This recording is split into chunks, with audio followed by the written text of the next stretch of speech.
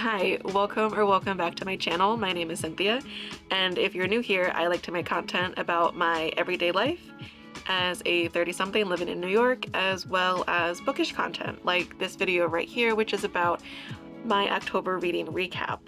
And October was an interesting month for me in terms of reading. I tested out a bit of a new genre. Some books I did like, some books I didn't like.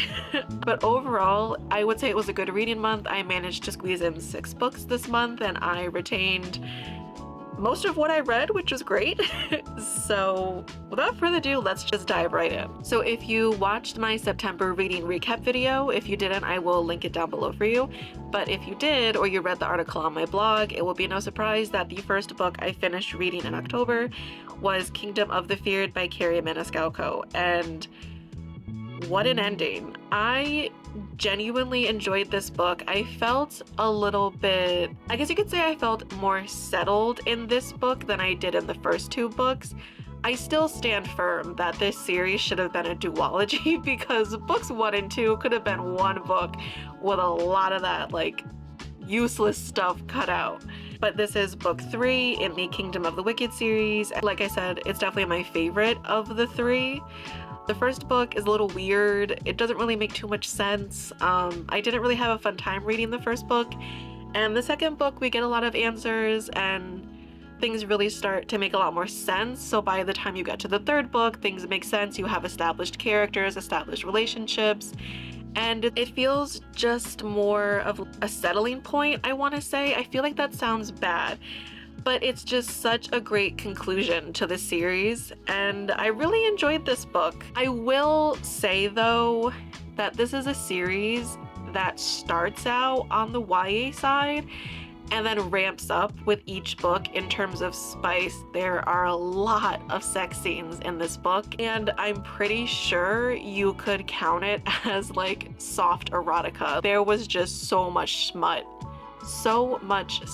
in this book, and I enjoyed it because I like smut in books. But if you're someone who doesn't like smut, you're probably not going to enjoy the series as it goes on. Whereas I enjoyed the series as it went on, it might be the opposite for someone who doesn't like smut as much.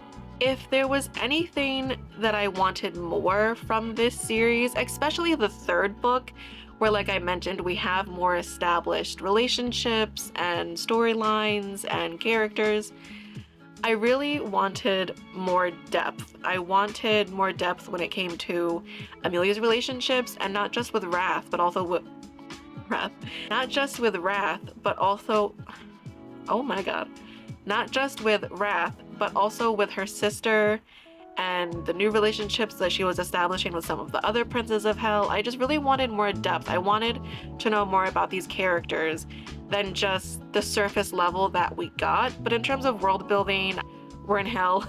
I think it's pretty straightforward where we are. We're in the circle of hell. And yeah, I really liked this book. I thought it was a great end to this series. Like I said, I did want more depth, but I can get over that. I can make up stuff in my own head. But overall, I really like this book, and I gave this book 2 ratings. The first I rated as a series, and then the second I rated as the book itself.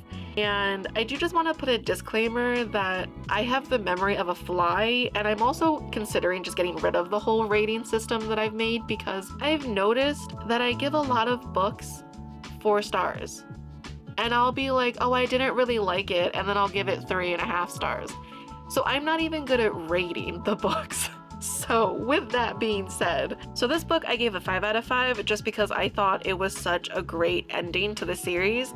But the series overall, I did give a 4 out of 5 stars just because, like I said, the first book was so confusing, and Amelia as a main character is just so frustrating, and she doesn't really seem to get it together until closer to the third book, which is so incredibly frustrating. I wanted more depth. I wanted a little bit more in terms of world building, especially in the first book, just so things did make sense. And I've said it before and I'll say it again, I definitely think this series should have been a duology. I think it would have just worked so much better as a duology.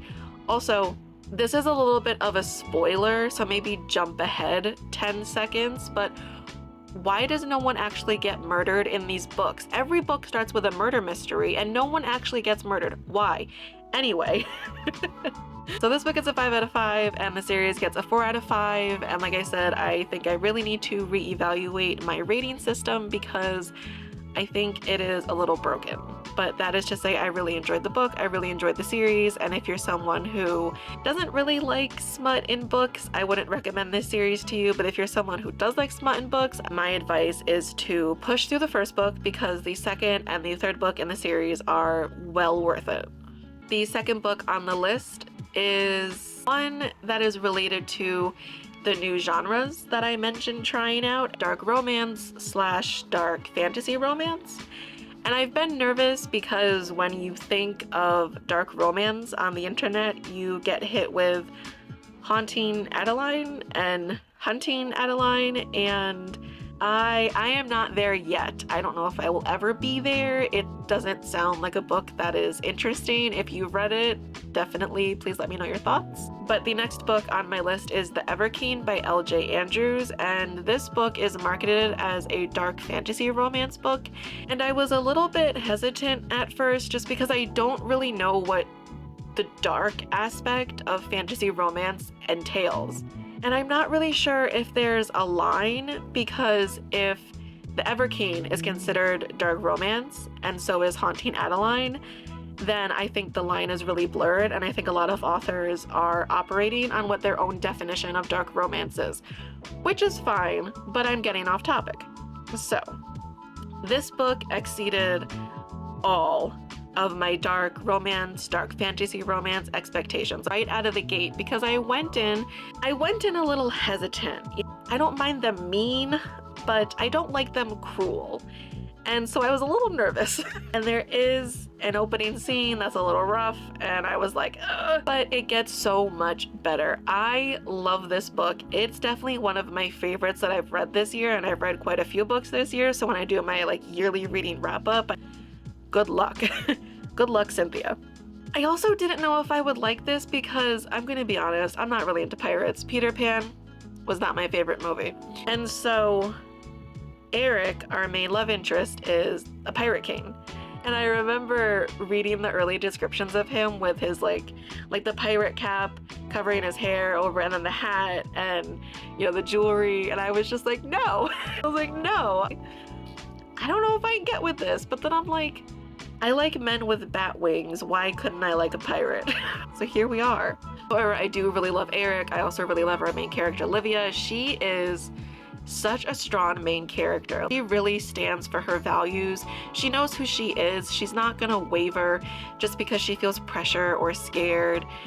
I really like her as a main character. She's not our typical fantasy romance main character who is in her elder teen years and is kind of stupid and naive, and things just tend to work out for her. With Livia, it's not like that. Livia is very smart and she's very strong and she's very driven, and in the story, Eric kidnaps her because he needs to solve the curse in his land. I just love their relationship. I love how it plays out. I love how it develops. I love that they really feel like a more natural enemies to lovers, and it just works so freaking well, and I really enjoyed it. And I mean, this is no surprise, 5 out of 5 stars. I love this book.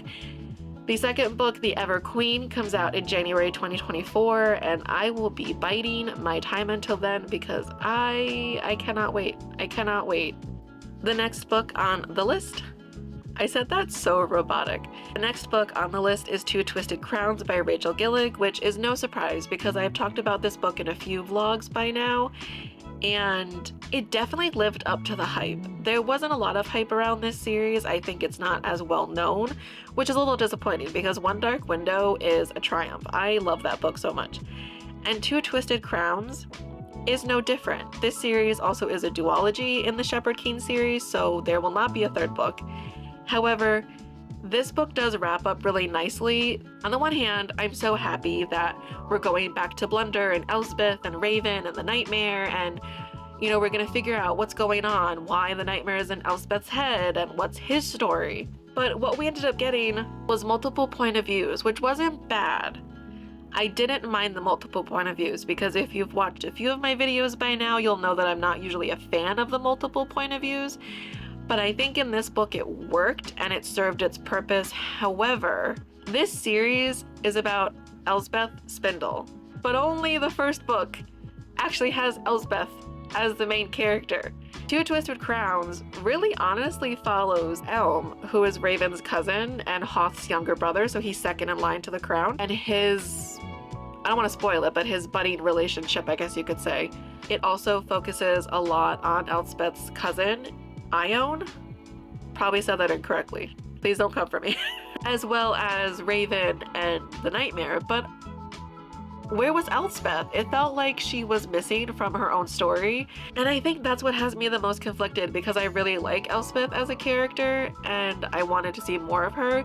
I also really love her and Raven. Going from the first book where they're, you know, really getting into this new relationship and testing the waters, to then going into the second book where we don't really get anything of them. We just kind of get snippets here and there, and it just wasn't enough. It wasn't enough, and I really wanted more, and it has me feeling a little bit conflicted, but overall I really loved this book. Trees, riddles, schemes, cards, happy endings are really what made up the second half of the Shepherd King series, and I'm not disappointed by any means. I'm not disappointed. I still gave this book 4.5 out of 5 stars.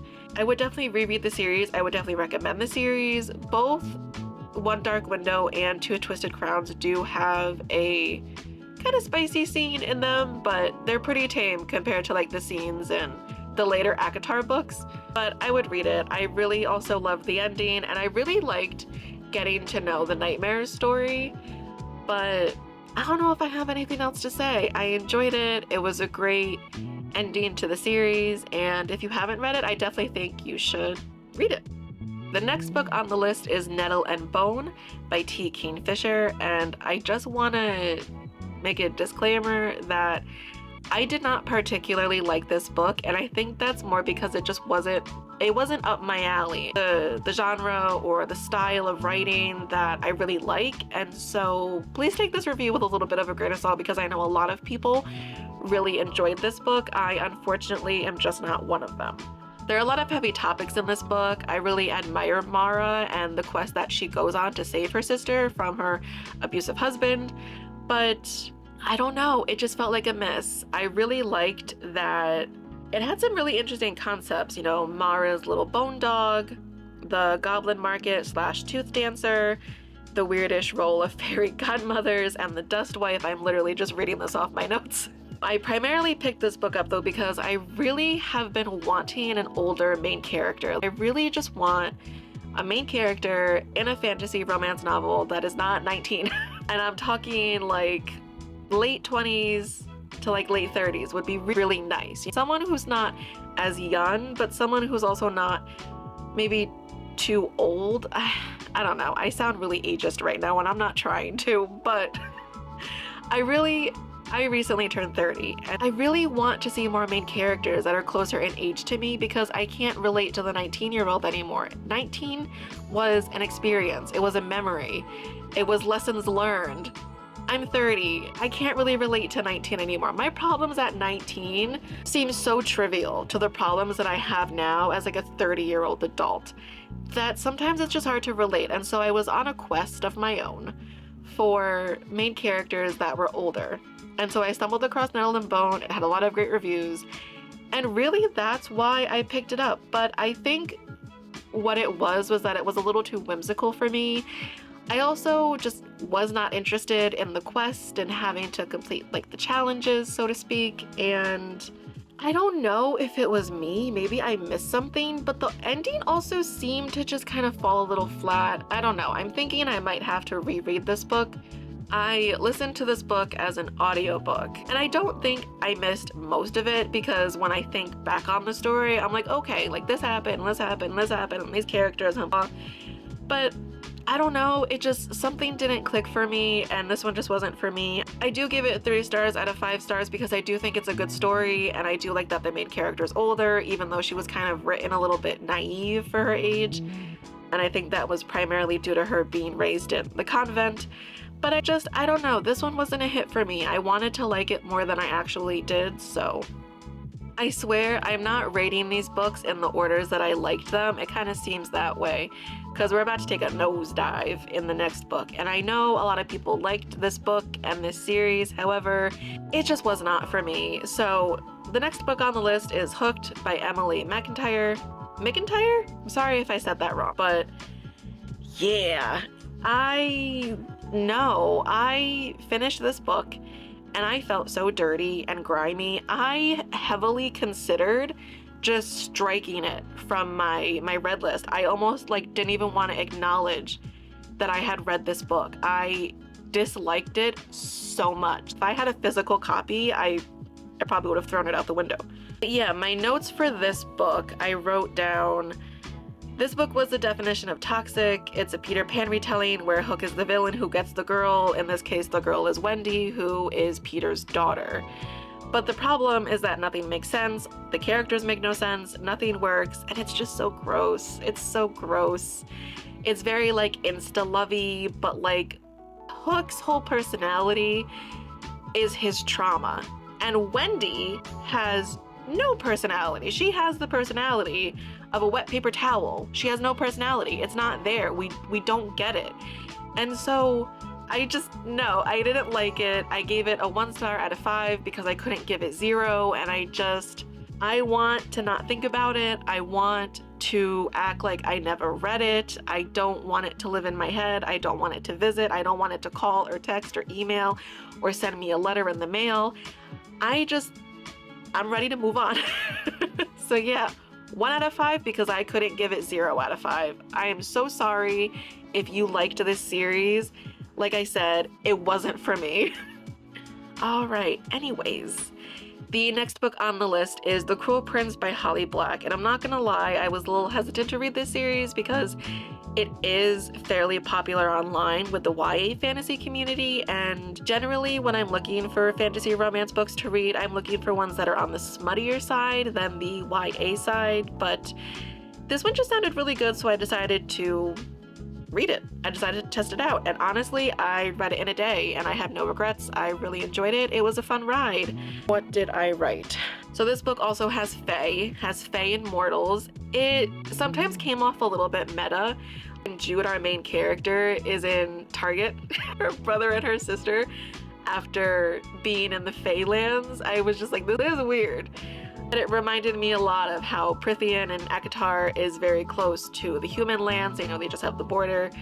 In the Cruel Prince series, it seems like it's a lot easier to come and go. It seems like the Fae are most commingled with the humans, but these Fae are not your Akatar Fae. They are nasty and mean and conniving, and it was honestly really interesting to read, and I really enjoyed it. I also really like our main character Jude. She's a lot like Livia from the Everkeen. She's very strong, and she's like, I'm not gonna take your shit, and I just love that in a main character. Jude can hold her own. Jude is a human who, is it a spoiler?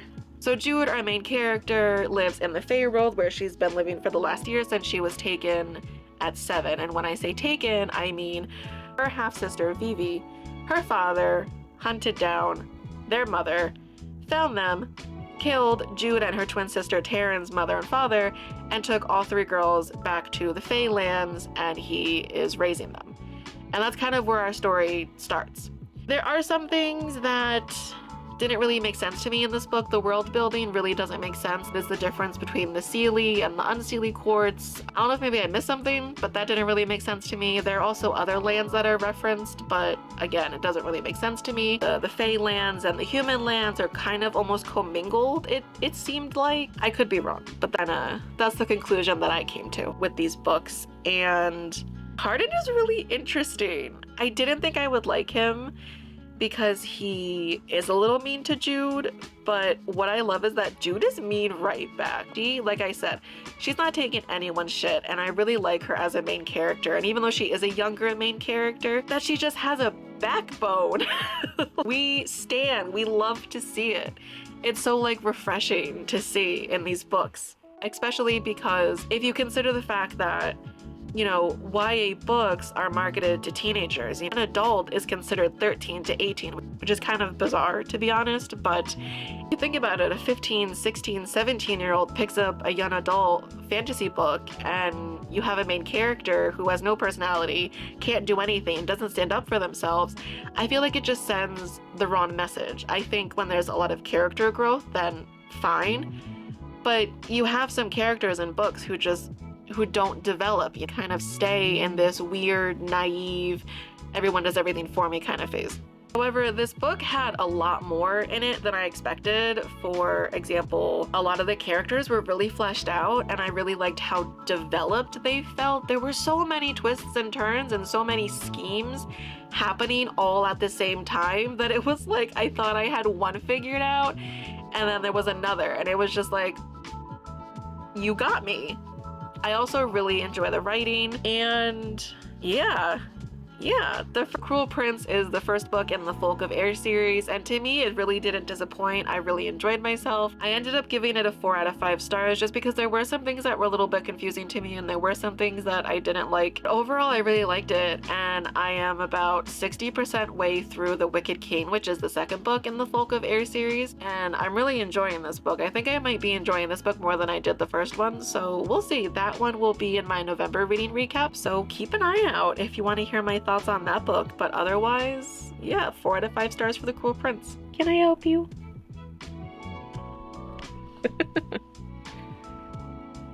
The little one is ready for his DINNER. I can't say the word, otherwise he's gonna go berserk. So with that being said, thank you so much for watching. October was an interesting month, honestly. Like, when I reflect and I look back on October as a month of reading, it was a very interesting one. I read quite a few books that I liked.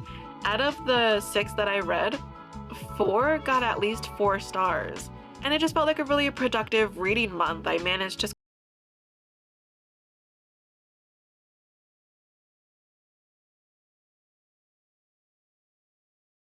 my reading goal going into next year. I think next year's reading goal is going to be a little bit more specific, but also I think next year I want to get a little bit more intentional with my reading goals, so that will be interesting. But otherwise, thank you so much for watching. As always, it means a lot to me, and I'll see you in the next one. Bye.